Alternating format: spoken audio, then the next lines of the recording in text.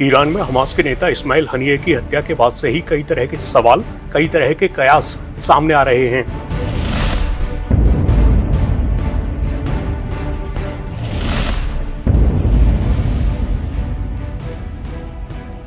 इस बीच एक हैरान करने वाली रिपोर्ट आई है। एनवाईटी की इस रिपोर्ट में बताया गया है कि तेहरान के गेस्ट हाउस में हनिये की हत्या गुप्त रूप से लगाई गई विस्फोटक डिवाइस से हुई थी।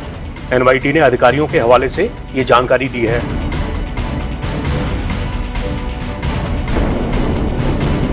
रिपोर्ट के मुताबिक अधिकारियों ने बताया कि बम लगभग 2 महीने पहले गेस्ट हाउस में छिपाया गया था और इस गेस्ट हाउस की सुरक्षा की जिम्मेदारी IRGC की थी।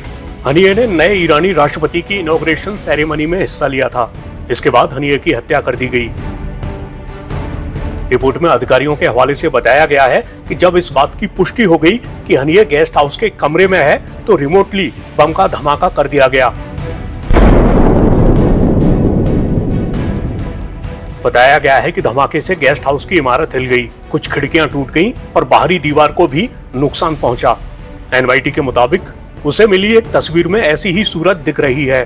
दावा है कि इसी इमारत में हनिये की हत्या हुई थी। अधिकारियों के हवाले से बताया गया है कि कतर में रहकर हमास की राजनीतिक अगुवाई करने वाला हनिये तेहरान की यात्रा के दौरान कई बार इस गेस्ट हाउस में रुका था। ईरान और हमास ने हनिये की हत्या के लिए इजराइल को जिम्मेदार बताया है। इस हत्या के कुछ घंटों के बाद कयास लगे थे कि शायद इजराइल ने हनिये को मिसाइल के हमले से मारा हो, जिसे ड्रोन या विमान से दागा गया हो। हालांकि ऐसे कयासों ने सवाल उठाया कि इजराइल ने ईरानी राजधानी में इस तरह के हमले को अंजाम देने के लिए ईरानी एयर डिफेंस सिस्टम को कैसे मात दी होगी। मगर अब जो दावा सामने आया है उसके मुताबिक हत्यारे ईरान की सुरक्षा में एक अलग तरह की कमी का फायदा उठाने में सफल रहे और उन्होंने तथाकथित कड़ी सुरक्षा वाले परिसर की सुरक्षा में सेंध लगा दी।